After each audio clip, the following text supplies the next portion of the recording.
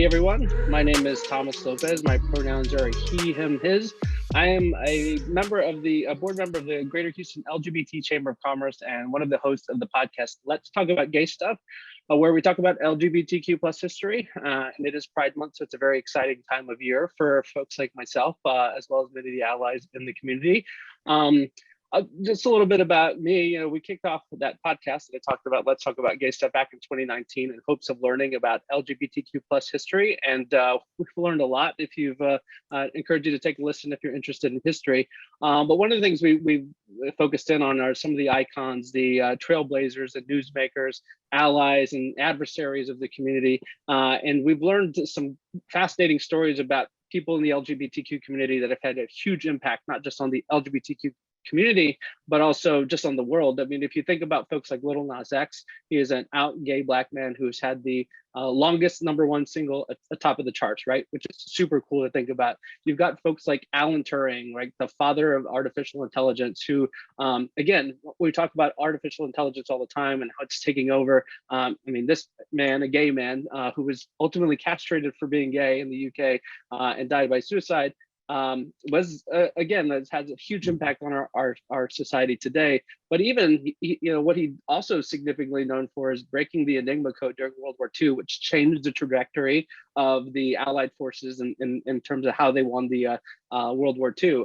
Again, huge accomplishment, not just for someone in the LGBTQ community, but for society as a whole. And then you think about folks like Ellen and RuPaul, who are winning awards, Emmy awards for their shows and for being hosts. I mean, people are loving them because of who they are and what they're celebrating. And so it's been a long fight, though, just to be able to recognize those folks. I mean, it's been incredible just to learn about the journey. And again, it has been hard fought. I mean, you think about just the fight for equality, the AIDS crisis in the 80s, the fight to serve in the military openly as you are, to the right to marry, the right to adopt. All these things have been things that have been evolving in our community. Important lessons, though, that we've learned. And I mentioned, we're in Pride Month, which is something like a time to celebrate, but we're celebrating a rebellion, right? We remember this time of year, folks like, we remember drag queens and trans women like Marsha P. Johnson. We we remember the organizers who came together, who helped fight for equality, helped organize all that passion from that night in Stonewall, and really move forward the fight for equality. Those folks like Frank Kameny, Del Martin, and Phyllis Lyon. I mean, they took the framework that the African American community put together in their fight for equality and leveraged that. And oh, by the way, right, Martin Luther King helped architect that framework, but with the help of Bayard Rustin, who was also a gay Black man, right? So again, talking about fingerprints all over, again, not just LGBTQ history, but American history.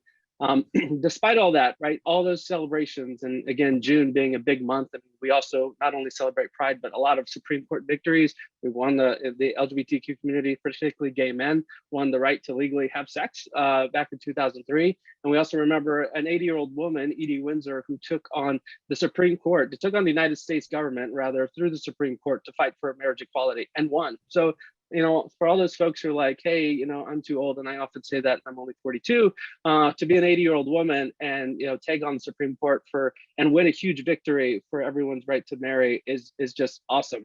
I mentioned all those hard-fought victories, all those icons, trailblazers, folks that we celebrate. We couldn't have done all that stuff, though, without the help of strong allies, right? And allies have been crucial to helping us progress in our LGBTQ community, our rights to equality. I mean, you think about folks like Elizabeth Taylor and Princess Diana in the 80s. They were strong advocates for AIDS education and AIDS awareness, right? And that crisis largely struck the gay men, the community of gay men. So it was a big deal to have, again, a Princess Diana royalty, Elizabeth Taylor, American royalty equivalent, fighting for equality and awareness of a crisis that was affecting and killing a big portion of the LGBTQ community. You also think about, our current president, then Vice President Joe Biden, back in 2012, advocating for same-sex marriage, declaring his support, which was unheard of for someone to be in that position of power to support marriage equality. So it's with the help of strong, powerful allies that we're able to again enjoy equality and celebrate pride with our heads up, right? But the fight still continues, and we need allies, which is why I'm excited that we have a great group of allies on our call today. I mentioned to the group earlier, I will do as much as I would try to do a great job of introducing you. You all will do a great job introducing yourselves. So if you could, as members of this panel and allies to the community, if you could speak a little bit about who you are, introduce yourself, tell us where you're from, and a little bit about the group or organization you represent. And we'll start with Katie.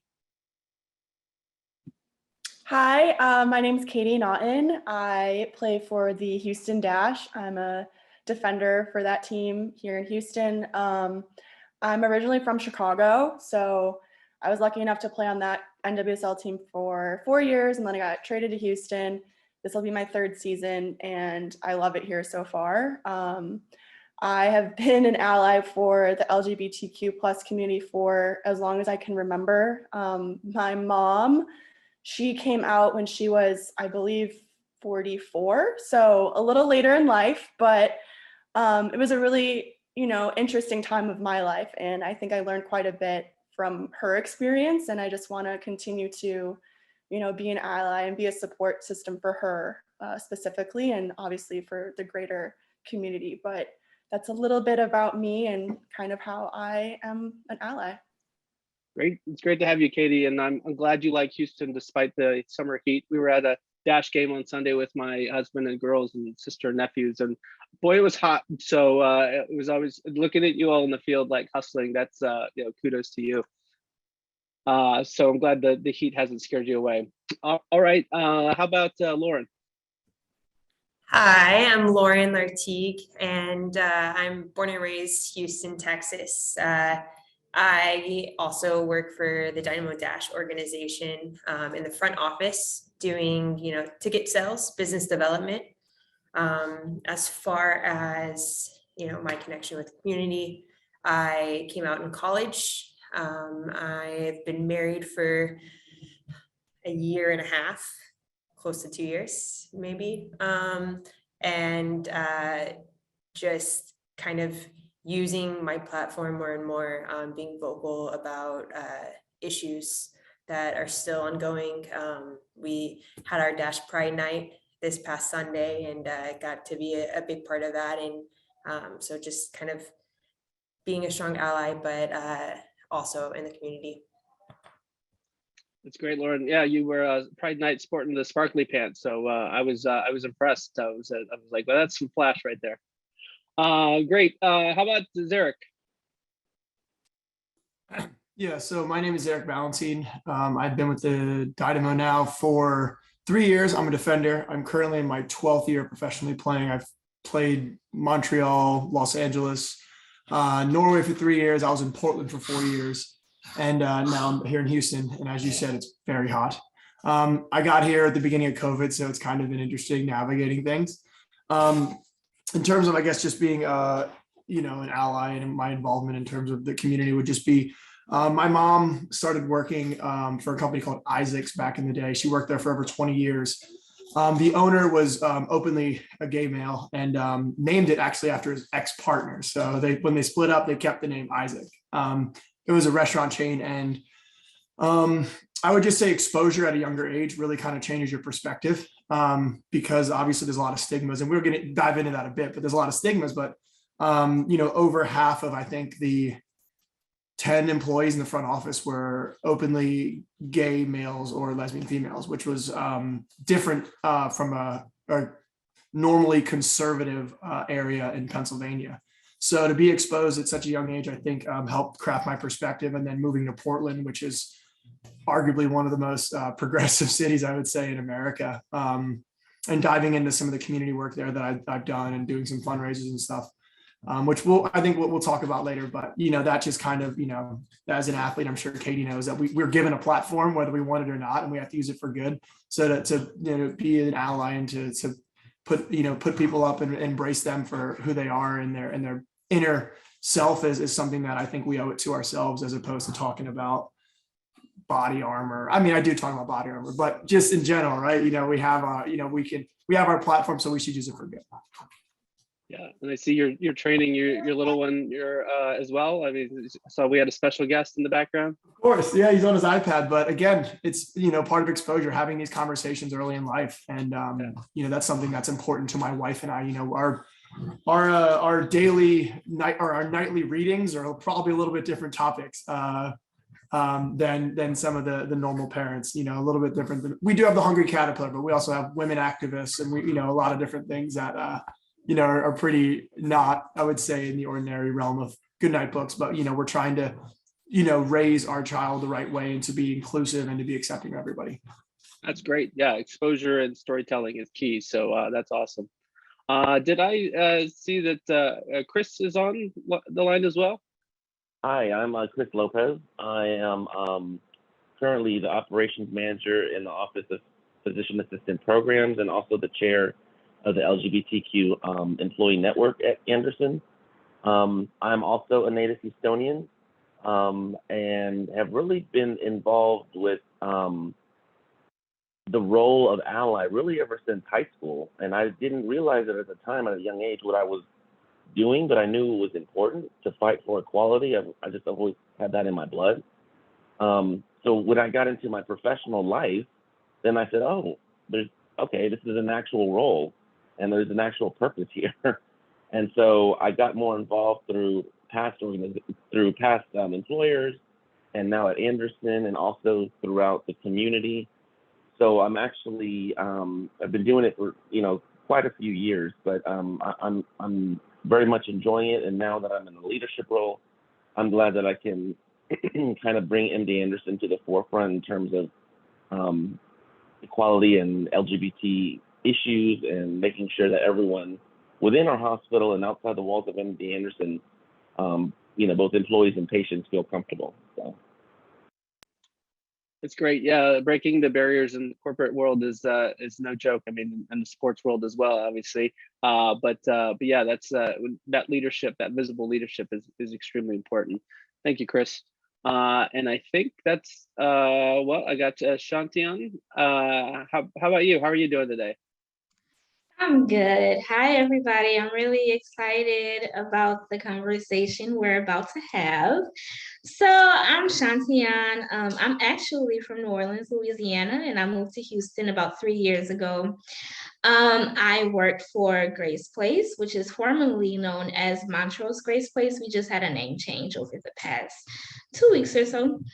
And we are a drop-in center for homeless youth who are experiencing homelessness, but more specifically, youth in the LGBTQ community who are experiencing homelessness, because we found, I'll say we, but I really mean the founders of Grace Place recognized the LGBTQ population was completely underrepresented in homeless services.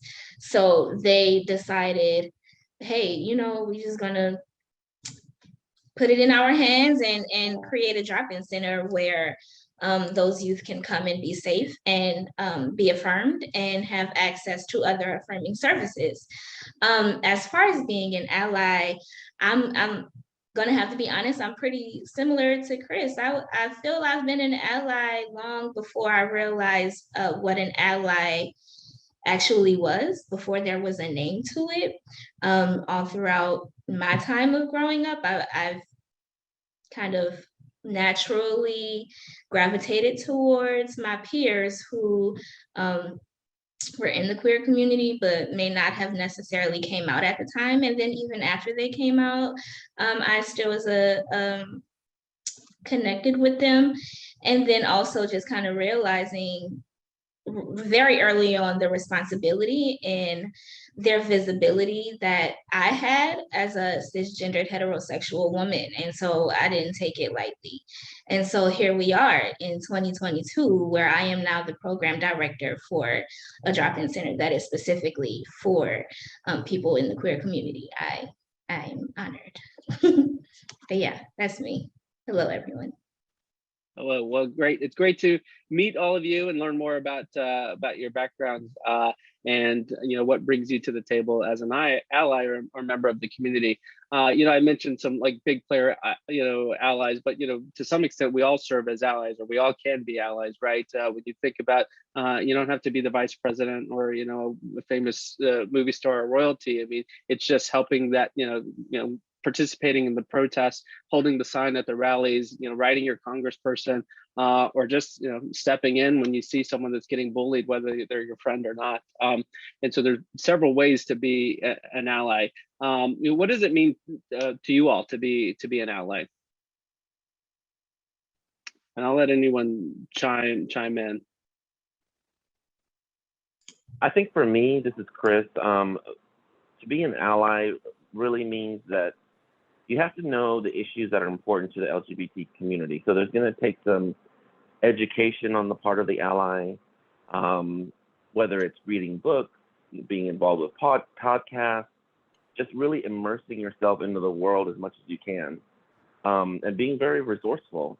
You can't really wait on anyone to tell you how to serve as an ally. You have to go and get your information and apply it. Being as visible as you can is really important, because that establishes that you're an ally there in person and someone that they can connect with and trust. So I think for me, those are the two major parts of being an ally that are the most important. Of course, there are others, but those two stand out. Great points. And anyone else? Yeah, I definitely have to agree with that. I think it's definitely about education. And then another part, as I said earlier, is bringing visibility, to bring in more opportunity and to be able to allow others to not block the opportunity, to increase the access, but to also welcome them in and offer protection as well.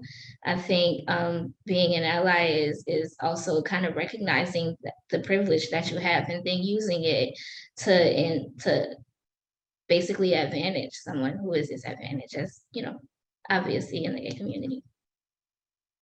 Yeah, I think that's a great point. I mean, that piece on privilege, right? I mean, we could argue, me as someone that's a member of the LGBTQ community, that I'm a minority, but even within the LGBTQ community, there's folks that are underserved or underrepresented, whether that's the transgender community, folks that are identify as non-binary. They have different disadvantages than I do. So it's important for me to stand up and support them. So that's a great point. Zarek, did you have? Yeah, and to touch on that and kind of piggyback, I not to put words in Katie's mouth or anything, but as an athlete, we're given a platform. We're given thousands of followers, some more than others. And again, I think with that privilege comes responsibility. Right? What is it? Spider-Man, with great power comes great responsibility. And in a certain way, there's a lot of truth to that, because again, you can post stuff about sponsorship deals and what you ate for breakfast, and that's all fine and dandy, and that's part of the process. But I do think that as an athlete, we do have a responsibility to help those who are underserved and to bring visibility to issues. And especially, let's call a spade. We're in Texas, so obviously there's a different viewpoint of this compared to Chicago, compared to Portland, right? It's easy, when I would post things in Portland, it would get 1,000 likes and everyone would be all for it. Obviously, if you post something playing for the Dynamo or the Dash, it could be a little bit more, I would say, controversial in a certain way. But that's part of moving that needle and making these things less stigmatized and more accepted, to where hopefully, we don't have to continually, have conversations and educate people, but education is a huge aspect of that. So again, I think Katie and I have a different responsibility, but it takes a community to keep moving that needle. We've come a long way. You say you recognize that piece of athletes having a platform and being able to leverage that. There was a time, maybe before you were born, Zarek. I only say that because I saw you're the same age as my husband. But Charles Barkley was like, he was famous for saying, "I'm not a role model. That's not what I'm signing up to be." But with the platforms, both as an athlete, but the literal platforms as a with the digital platforms, whether that be Twitter or Facebook or whatnot, those are platforms that exist that we all have access to, that folks are looking for support and allyship. So great point. Anyone else? Yeah, I would just, again, piggyback on that. I think for the longest time, like I said, it took me a little bit to come out, and when I did, it was in sections. It took me even longer to like be vocal. And like you said, I am an ally. I have a niece, a trans woman. So being an ally for her is very important to me. But I think that for the longest time, it took me a while to be vocal because I didn't think I had a platform, or I didn't think my platform was very big. So what does it matter? But I will say that when I did choose to be vocal, I had a lot bigger of a platform than I realized.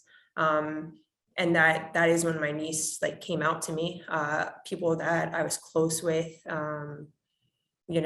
had deep conversations with things they were struggling with. So you just never know who is going through what and what they're going through. So I would say like everyone has that platform, and there are people that are struggling that you really have no idea about. And so it's just about speaking up and not being silent.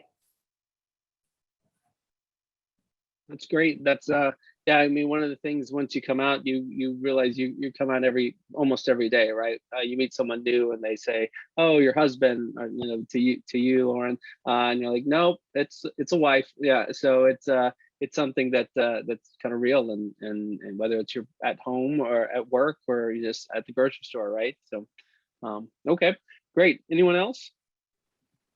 Yeah, I think for me, along with the education piece, which I think is really poignant, that Chris brought up, but I think it's just willing to have those conversations. And a lot of times they're going to be hard conversations. I've had family, especially on my mom's side, that couldn't really grasp what was happening when my mom came out. They were staunchly religious, and it just kind of created a whole rift in the family dynamic. So that was quite hard to navigate. But in my everyday life, yeah, like Zarek said, like we have a platform as athletes and you want to use it for good, and sometimes you're going to get hate. So it's a fine line of like, okay, like, do I engage with this person and try and make them see my point of view, or do I try and, take a step back? It's like, you don't want to piss people off, but you have to kind of be that person at times. And that's a hard realization to come to, because you're putting your best foot forward for the community, not just for yourself. Yeah, that's definitely one of the challenges with being an ally, right? I mean, because you have folks on the other side of you that definitely don't agree with maybe who you're advocating for. So how do you strike that balance? And I think ultimately folks try to do what's right, but big companies are struggling with that today, right? I mean, you saw the fiasco with Disney, right? They ticked off everyone, right? They tried to be silent for a bit, and then they came out. And then they, the folks they were trying to advocate for, the LGBTQ community, was like, too little, too late, right? So it is a delicate balance these days for sure. One of the things we talked about was, education. The other thing being visibility. So what does an ally? What does that look like to you?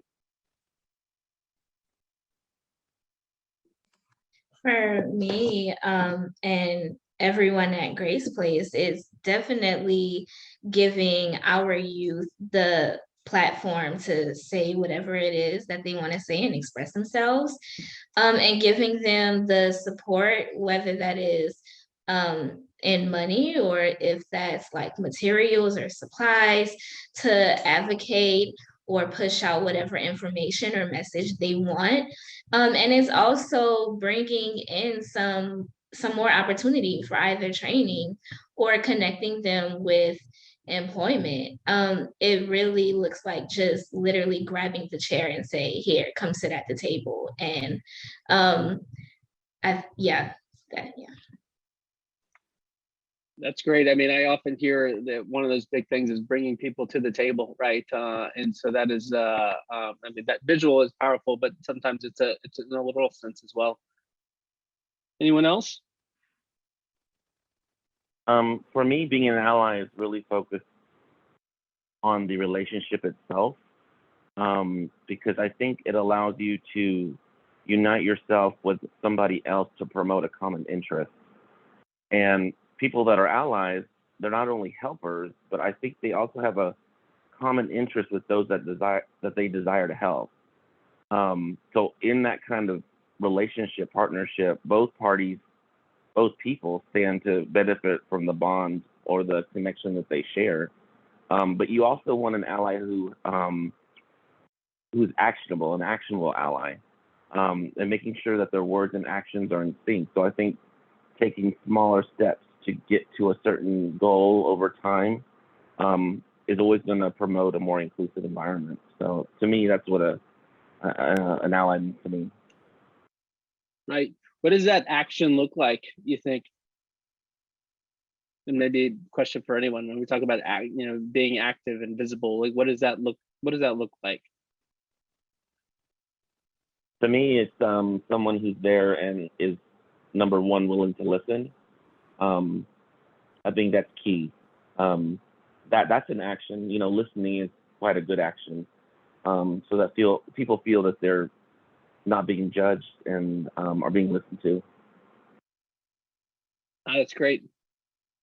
Any other thoughts? I had a similar conversation with someone. We were talking about the BLM movement. I believe it was 2020. And I think the first part of it is accepting and being okay with not understanding or being aware of things, right? Like that's okay. And you have to listen and we have to learn.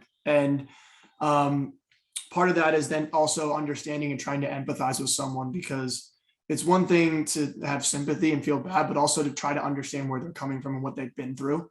That goes a long way, and they'd be genuine about it, right? To actually give a shit. And I think that some people might say that, and others, genuinely you can feel their care and want to, make the world a better place for somebody. And then for me, when it comes to action, I had a conversation with my mom about that. I think action for everyone is different. And if I look at, the greater picture, almost like a soccer team, there's defenders, like Katie and I, and then there's midfielders and there's forwards and there's a goalie. And ultimately, certain people will feel comfortable doing certain actions. And some people maybe other ways, but ultimately you're a team and you're all in the same team fighting for the same thing, right? Some people are completely making a sign and going marching in a parade, which is great. And there's other people that are keyboard warriors that are fighting the fight on the interwebs. And then there's people who are, obviously, showing support by volunteering. So there's a lot of different ways. And I don't think there's any right way. I think everyone can do it in their own. And ultimately, I think we owe it to ourselves to also step out of a comfort zone, because I think that people you have to be okay. You have to be comfortable being uncomfortable. And that's part of life. And that goes for a wide scope of things. But ultimately, I think if everyone is pushes themselves a little bit, I think ultimately, you keep pushing that needle even more so to where, the stigmas go away and everyone's accepted. And that's, will take work, but I know that, we're getting there and these things are slowly progressing. Comfortable being uncomfortable. That sounds like an athlete right there. That's and a coach. So maybe, you're eyeing the next chapter of your career. Great. Any other other thoughts in terms of what being an ally looks like to you?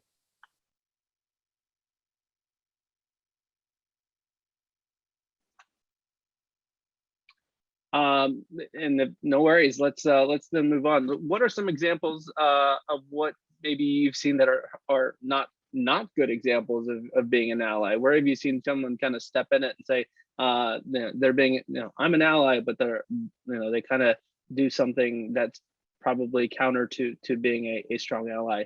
I know, Zarek, you mentioned the importance of empathy, but is there any other again, bad examples? I think one that I've seen pretty clearly, and one that I think at the conversations, I've had a few minor conversations, but it's really simple. In Pride Night, you wear a warm-up top, and I've seen players not want to wear the warm-up top and specifically not do that.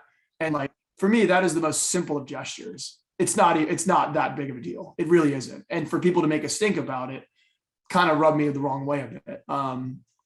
And, just kind of asking these guys, a lot of them cite religious reasons and things along those lines. But, personally, I I consider myself a Christian. And people say, oh, well, if you're a Christian, you know, this is this. And well, no, I believe that, you know, man was born in God's image. And the people in the LGBTQ plus realm, that is their world and that's their truth. And if you believe that that's God's image, then everyone's accepted. So that's my belief. And I argue that I've gotten into a chaplain and, you know, I've had these conversations and I've even talked to my dad about it. My dad's a pastor. And ultimately, you know, again, those are the conversations. Like, no, it's not fun having an awkward conversation with my dad, but I think those are the conversations you have to have. So again, the Pride Night top one for me was something where I don't really understand that, but again, you have to keep having those conversations and not calling people out. But again, the art of conversation has been lost. I would say in the past 5 years, people just scream at each other and don't listen. So I think we, you know, having those conversations and doing it from a calm perspective is something that's definitely needed. Great point. You mentioned Pride Nights. You know, that's some of the stuff that, especially this time of year, that gets brought up within the LGBTQ community. They call it rainbow washing, right? And maybe some would argue that's a bad example of allyship. Someone, you know, they change the logo on their company logo, but then after June 30th, you don't hear from them. Are there other examples you can think of, or maybe you have some thoughts in terms of rainbow washing, as it's called?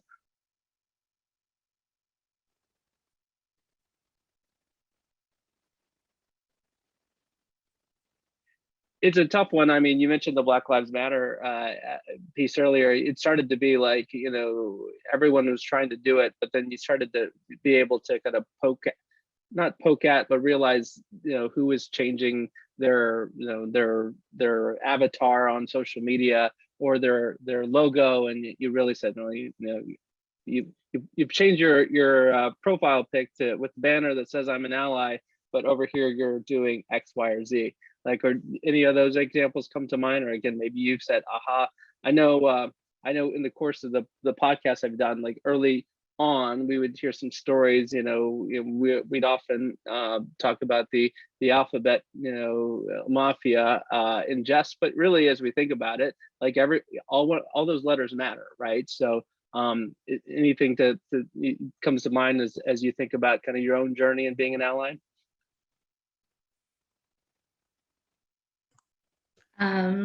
I can say in my experience,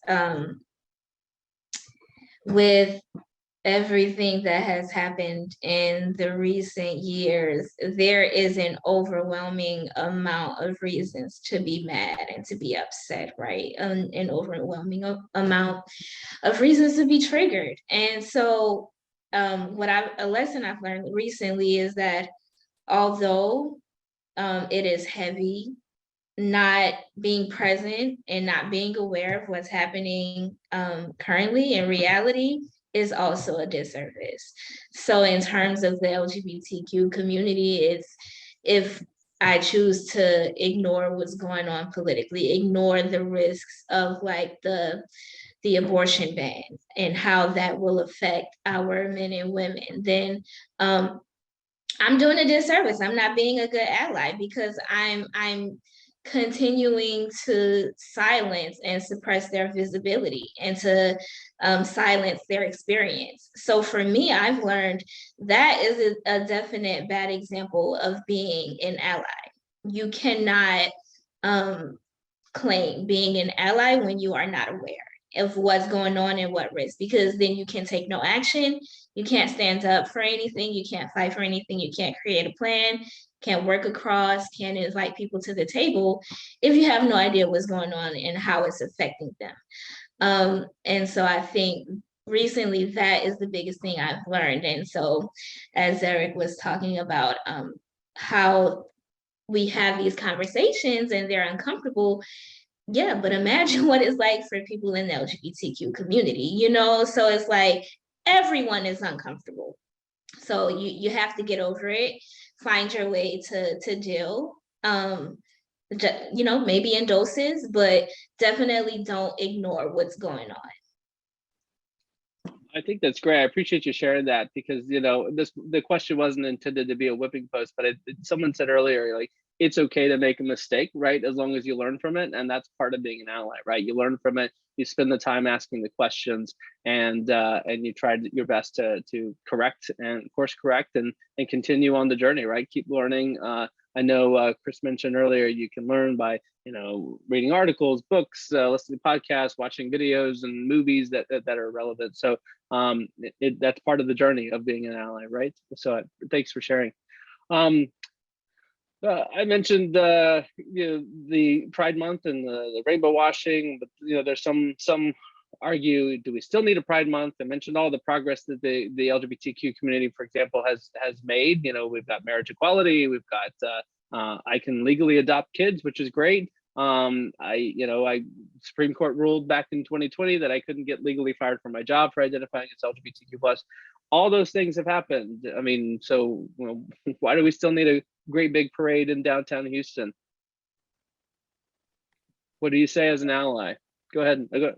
Yeah, Katie. As an ally, that Pride Month is still definitely something that is necessary. I mean, yes, it highlights all of the amazing, wonderful things that members of the LGBTQ plus community have contributed to society, and which is amazing, which should continue throughout the entire year, but especially given recent laws that have been put into place in Texas and throughout the country within the last few months, I think that just gives fire to the reason that we need to continue to have these conversations and highlight the amazing qualities that everyone can bring to the table. So yes, it is only a month long, but it should be a dialogue we're having throughout the whole year. And this is an opportunity we can have to really kind of push the envelope and push the needle, like Zarek said, forward and continue to make progress in these realms. And what I think of too is the younger generations. This is a great way to start that conversation and start that conversation at an earlier age. I think of, Dash games and having that Pride Night that we had this past Sunday. There's a lot of younger girls who look up to their team, to look up to players like Katie and see that they're supportive of the LGBTQ plus community, and in a way it's just, it gets the conversation started. I think that we're nowhere close to where we need to be. There's still so many people who don't have that support system or don't feel that support and are scared to come out. So I think Pride Nights are so important, and especially for the younger generation who look up to the professional athletes or to the celebrities or whoever is promoting all of these Pride Nights in the Pride Month. I mean, that's great. Go ahead, Chris. I agree with that. I just wanted to add that Pride celebration should be year round, in my view, 365 days a year. And I think until we get to a point to where our LGBTQ community is protected and seen equally under the law, and we don't hear these stories about white nationalists disrupting a Pride parade in Idaho, or Proud Boys interrupting a drag show, library reading in San Francisco, until we get to that point, even if it's in the year 3027, we have a long way to go, but we always have to have that awareness of our community. And we've made great strides, but I think we have a long way to go. And until that happens, we should have a Pride month or year or whatever, and just continue to keep on doing that. Growing up as a gay youth, I was sick and tired of me and seeing others like myself having to portray myself one way to one group of people and one way to myself. And I want to get rid of that. And one day it'll happen, and I hope it does. Great points. One of the things you mentioned, Lauren, just folks like athletes being visible, right? Whether that's Katie, Zarek, or any other athlete, that's not part of the community, but being a visible ally not only helps those folks that are part of the community, but also those folks who are on the fence or just needing some support as an ally, right? Sometimes it's like, it's okay, we've got these athletes that are also allies, that I can be an ally. They're showing me how to be a good ally. because it's great that we're starting to see more visible out athletes and professionals that the LGBTQ people can look up to. I think it's important equally for for folks like my kids, but they're being raised by two gay dads, so presumably they're going to be strong allies. But it's also good that they can see other straight people that are supporting the community and how they're supporting community. I think that provides them a safe place that they know their family's going to be safe, right? So so that's absolutely, I mean, it's multifaceted in terms of the role that Katie, you and Zarek play in the community, as well as any of us in it, but obviously more visible as athletes. So companies often, Dynamo, Dash, B. Anderson, all these companies, they especially this month and other months, whether it's February and Black History Month or March and Women's History Month, demonstrating their commitment and their proud statements about our commitment to diversity, inclusion, and belonging. But what are some other ways besides changing the logo or doing that one social media post that these companies can that they can demonstrate their commitment to diversity, inclusion, and belonging? How are they visible? How can they be visible in that way? I say that I asked that question as a member of the Greater Houston LGBT Chamber of Commerce. Right, we've got a lot of companies, corporations that are looking to be better allies and go beyond, again, just changing their logo to a rainbow logo during the month of June. What are some things that you think would be helpful to demonstrate to customers, employees, shareholders, and other members of the community? I'll say at MD Anderson, just with the development of our employee network itself, which has been around since 2004, is one way that MD Anderson is really trying to show that we're moving in the right direction.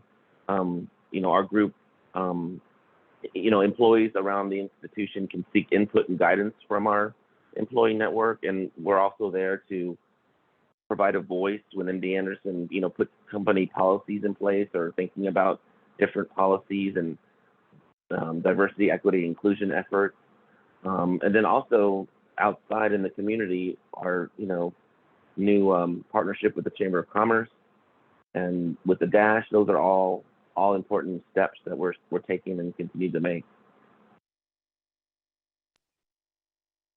It's great. Yeah, I mean, employee resource groups are valuable, right? It increases the visibility, it shows management support, and also provides an avenue for those employees in that group to try different things. Any other examples in terms of what companies can do, organizations can do to demonstrate their commitment to diversity and inclusion? But Shanti, go ahead, Katie, and I'll come back to you, Shanti, because I know you had a point earlier.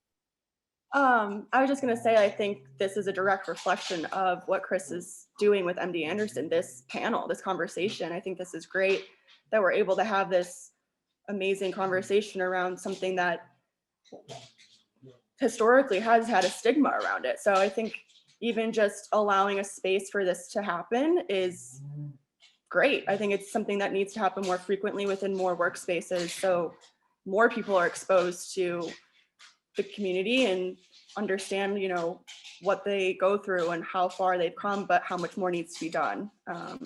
So continue to have workspaces like this. Yeah, great. Shantian?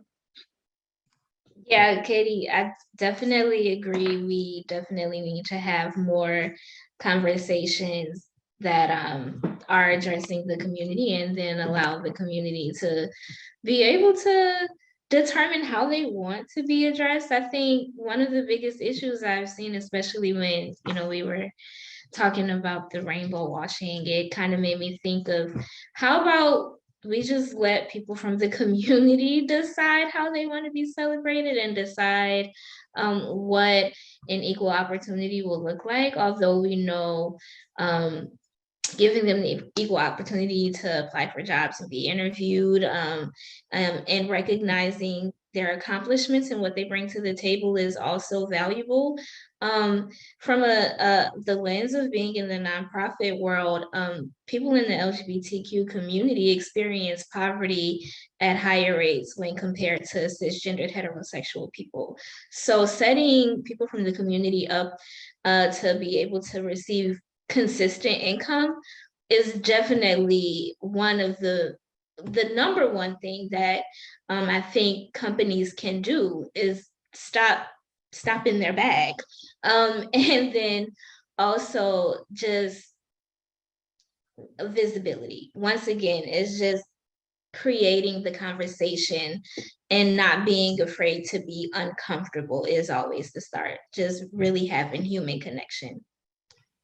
Yep, consistent themes, right? Or visibility and not afraid to be uncomfortable, being comfortable with the uncomfortable, right? So, yeah, and what you talk about, kind of the LGBTQ youth being, overrepresented in, homelessness and suicide rates and that sort of stuff, yet underrepresented, the point you made earlier, in terms of support services, right? So that's a big disconnect, and how can companies, to the point of the question, help better support the community? So great discussion. So I'll throw a softball at you all, because we've had some hard-hitting and great discussion. But it's Pride Month, right? So what are your plans for Pride Month? What have you done, or what do you plan to do? I know maybe an easy answer for our Dash team members who did Pride Night, but anything else? We'll go around the circle. Katie, anything you've got teed up or have already done for Pride Night or Pride Month? Yeah, so we did have our Pride game on Sunday, which was awesome. Unfortunately, we didn't get the best result, but it was fun. We all, decided that we were gonna come in different, dress up. We always do a walkout into the stadium before, so we wanted to do something fun. All of us kind of got our most colorful clothes on, and we were just trying to be as supportive as possible. And then our numbers had they were in rainbow, so that was pretty cool, obviously to show solidarity with the LGBTQ plus community. And I'm actually going home in a couple of days after our next game, so I'll be with my mom and her wife, and I think we're gonna do something in Chicago. I'm not exactly sure what, but they have something planned, so I'm gonna be with them. Very cool. No, those jerseys were awesome. I got one, so that was great. Yeah, so it's cool. What about you, Shantian? We definitely have a jam-packed month from beginning to end. Well, first, I definitely have to take the time to say thank you to the Dash team for honoring us for their Pride Night. Our board member, Britt Perez, was able to go, and she loved it. She is a big fan of the Dash team, so I was really happy that we were able to be represented. But this Saturday, we have an affirming hair event for our youth, and that is being brought to us by Queer Cuts, which is also a queer-led organization. Then we have a fundraiser going on to make sure we can keep our services going, because we are completely volunteer driven. So we don't get any funding from the city of Houston. So we are running a fundraiser to make sure we can keep our services going. And then we also will be at Pride this year. So for the past 2 years, Pride, we were not able to have the Pride parade. And so we'll be there. So if you guys are going to be at Pride, come stop by our booth and say hello. I'd love to meet y'all in person. It's a lot, but the hair event is something for our youth that we are really, really excited for. Oh, that's great. Yes, Pride is back. Pride events are back. Pride's been around for, didn't go away during the pandemic, but it's great to be doing things in person again. Chris? Yes, at work we have several more events and activities for Pride Month. One of them is a virtual presentation that we'll be having on Houston's LGBTQ history after the Stonewall riots in New York City in 1969, and how that shaped Houston after that.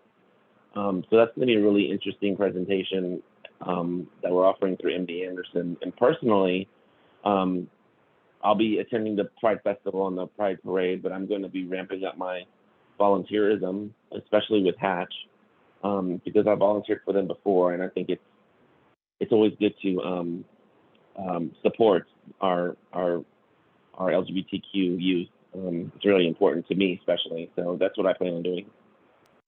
Perfect. That sounds like a jam-packed month. And what about Lauren? Yeah, I mean, I'm gonna go to as many Pride events as I can this month.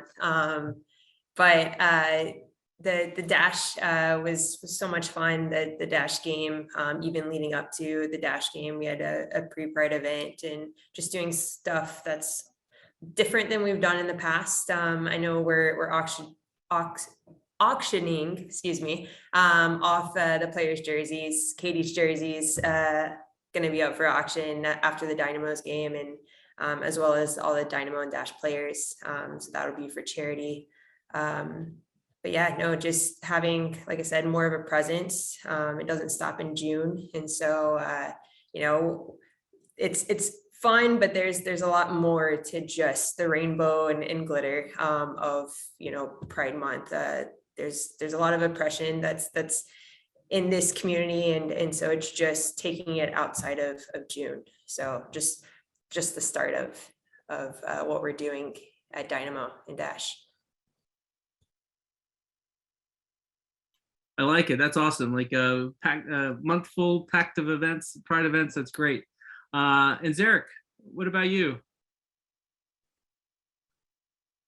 First and foremost, it's kind of interesting. So I back in I believe it was 2018, I started randomly. I was playing for Pride. It's a soccer thing. A lot of players around MLS and NWSL and USL play for Pride. So basically they'll pledge per start, goal, win. They'll donate money to Athlete Ally, which is a big, I think, nonprofit. I don't know. I think it's big.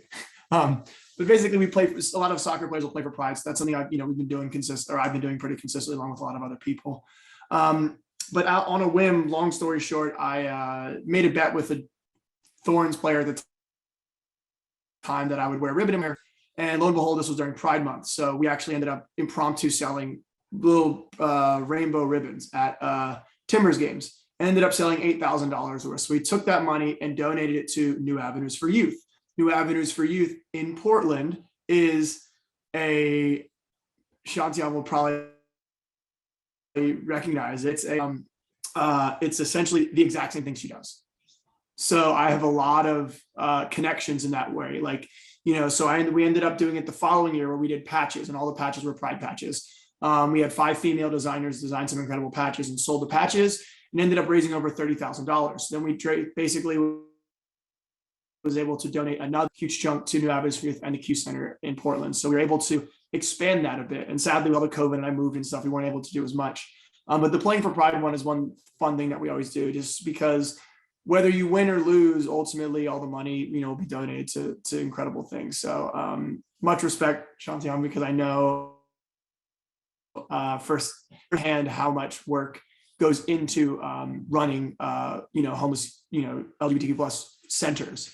And I've actually met an incredible person, Haven, that's been almost like a little brother to me through that entire process.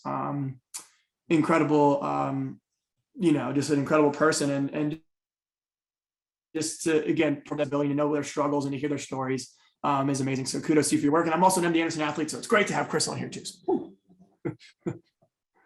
That's great. That's great. Love it. I love all the events that are going on, all the activity. Definitely keeping it a festive Pride Month, and that's great. And doing good work as well, all for a good cause and supporting the LGBTQ community, plus particularly LGBTQ plus youth. I'm actively involved in the Greater Houston LGBT Chamber of Commerce as one of the board members. And so one thing, lots of events were teed up, but if you were looking to support the LGBTQ community, one way I would say is to support LGBTQ plus businesses. And we've got over 200 plus members that you can support. And we've got allied, partners as well, including the Dynamo Dash that I think those are great ways to kind of get involved and active in the community. I think we've had a very lively and interesting and fun discussion. It's been great getting to hear your perspective as an ally, as a member of the community. And I walk away with kind of 2 important lessons of just continuing to educate myself as how I can be a better ally, whether that's within the LGBTQ community or to people of color or to women. So I think someone mentioned earlier, kind of bringing folks to the table. So that's great. I'm taking away that. I'm also taking away of continuing to be visible, right? Continuing to tell the story of who I am, as well as, of other people that are underserved and how we can represent them. So I thank you for those takeaways for me. Shanti, Chris, Lauren, Zarek, Katie, it was such a pleasure connecting with you today. And I wish you all the best. I hope we can connect soon in person. And I wish you a happy Pride. Thank you, everybody.